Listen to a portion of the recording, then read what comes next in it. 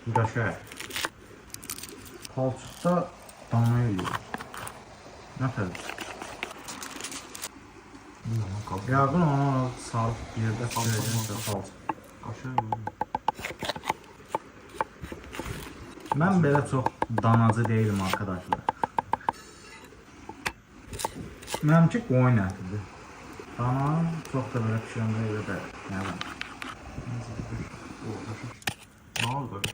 O yer. Vay yeməkdən ötürü də bu elə geçirməyə dəyər mi?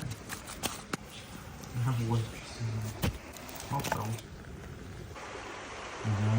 Məşq edirlər.